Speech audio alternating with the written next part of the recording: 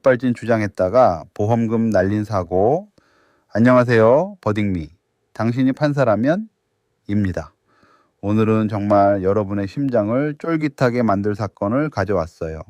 새 차를 몰고 주차장에 들어갔다가 차는 박살나고 보험금은 한 푼도 못 받고 심지어 거짓말쟁이 취급까지 받은 한 남자의 이야기입니다. 급발진이냐, 운전자 실수냐, 여러분이라면 누구의 손을 들어주시겠습니까? 2023년 4월 15일 오후 2시 경기도 성남시 분당구의 한 백화점 지하 주차장이었습니다.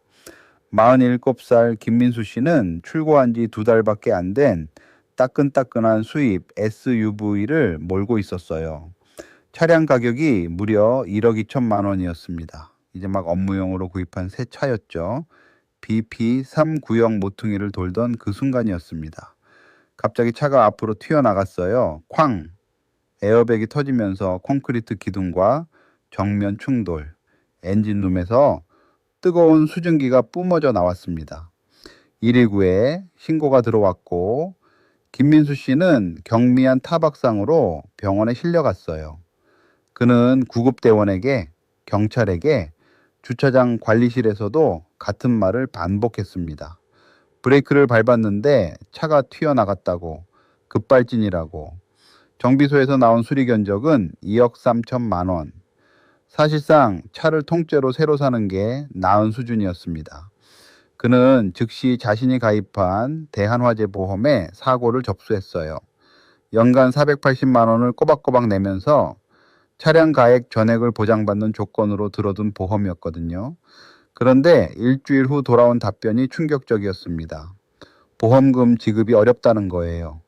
블랙박스를 확인한 결과 운전자 과실로 판단된다는 이유였죠. 김민수 씨가 직접 블랙박스 영상을 확인해 보니 사고 직전 자신의 오른발이 가속 페달 쪽으로 움직이는 것처럼 보였습니다. 하지만 그는 확신했어요. 분명히 브레이크를 밟았다고. 차량 제조사가 분석한 EDR, 즉 사고 기록 장치 데이터에는 사고 시점에 가속 페달이 83% 이상 밟혀 있었고 브레이크 신호는 완전히 0%였습니다. 5월 중순 보험사가 공식적으로 지급 거부를 통보했어요. 김민수 씨는 변호사를 선임하고 자비로 150만 원을 들여 독립적인 차량 감정도 의뢰했습니다. 감정 결과 브레이크 시스템 자체에는 이상이 없었지만 가속 페달 센서에서 미세한 신호 지연이 발견됐어요. 이게 희망의 근거가 될 수 있을까라는 기대를 안고 2023년 7월 그는 대한화재보험을 상대로 1억 2천만 원 지급 소송을 제기했습니다. 그는 자영업자였고 사고 차량은 업무용이었어요. 사고 후 렌트카 비용만 한 달에 200만 원씩 나가고 있었습니다. 밤마다 아내에게 말했대요. 내가 거짓말하는 거 아니잖아. 정말 브레이크 밟았어. 아내는 대답 대신 한숨만 쉬었다고 합니다. 자, 이 사건의 핵심은 바로 이겁니다. 급발진이라는 주장. 과연 법정에서 인정받을 수 있느냐는 거예요. 쉽게 말하면 이렇습니다. 사고가 내 잘못이 아니라 차 자체의 문제였다는 걸 증명해야 보험금을 받을 수 있는데 그 증명의 책임이 누구에게 있느냐는 거죠. 우리 일상에서도 마찬가지입니다. 보험은 들어둔다고 끝이 아니에요. 사고가 났을 때 어떤 상황이었는지 그 상황을 얼마나 객관적으로 입증할 수 있는지가 진짜 관건이 되는 거거든요. 먼저 김민수 씨 입장을 들어볼게요. 그는 20년이 넘는 무사고 운전 경력을 가진 사람입니다. 그런 사람이 주차장에서 페달을 잘못 밟을 이유가 있냐는 거예요. 게다가 독립감정에서 가속 페달 센서의 신호 지연이 실제로 확인됐잖아요.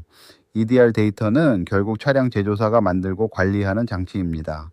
제조사가 자기한테 불리한 결함을 과연 솔직하게 공개하겠냐는 의문도 충분히 제기할 수 있죠.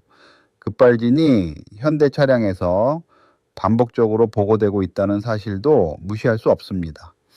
가능성 자체를 아예 배제해버리는 건 너무 성급하다는 거예요.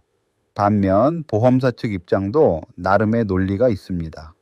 블랙박스 영상에는 운전자의 발이 가속 페달 쪽으로 움직이는 게 명확하게 찍혀 있어요. EDR 데이터는 가속 페달 83% 압력, 브레이크 신호 0%를 기록하고 있고요. 차량 제조사가 기술 분석을 한 결과에서도 기계적 결함은 전혀 발견되지 않았습니다. 국내외 유사사고 판례에서 급발진 주장이 대부분 받아들여지지 않았다는 것도 중요한 근거로 제시됐죠. 여러분은 어느 쪽 손을 들어주시겠습니까? 20년 무사고, 운전자의 진심 어린 증언, 아니면 기계가 기록한 차갑고 객관적인 데이터, 둘 중 무엇이 더 진실에 가깝다고 생각하시나요? 지금 버딩미 블로그에서 직접 투표해 보실 수 있습니다. 원고 손을 들어주실 건지 피고 손을 들어주실 건지 바로 참여해 보세요. 투표를 마치고 나면 실제 판결이 공개됩니다. 과연 판사는 어떤 결정을 내렸을까요? 지금 바로 확인해 보세요.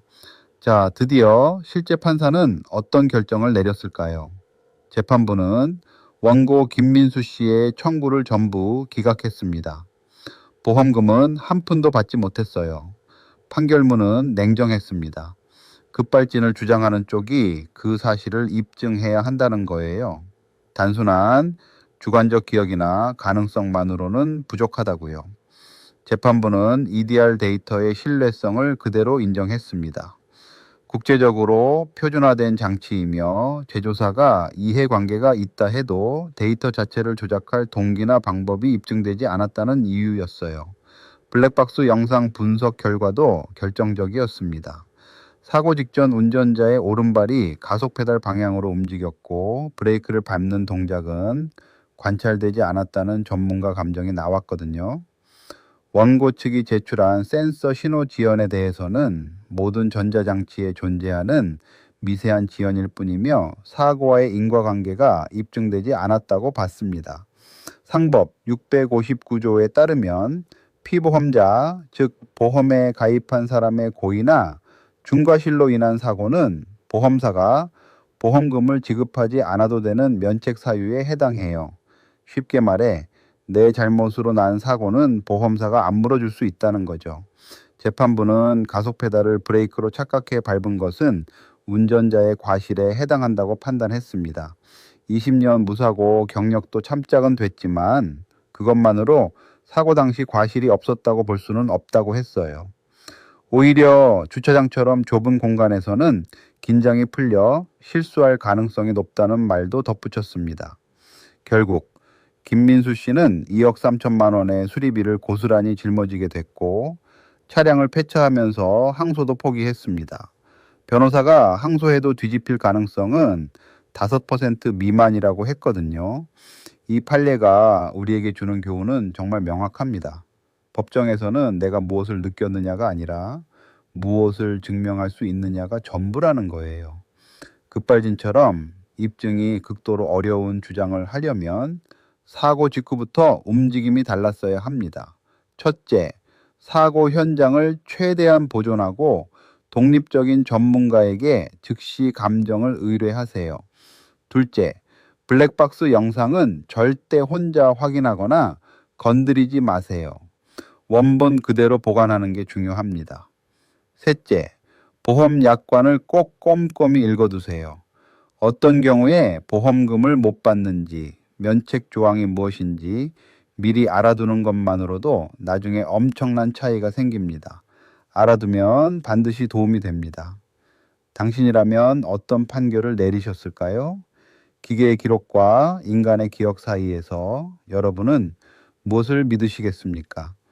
오늘 이야기가 도움이 됐다면 버딩미를 구독하고 주변에도 공유해 주세요. 우리 주변에는 이렇게 억울하고 복잡한 사연들이 넘쳐납니다. 다음 판례에서 만나요.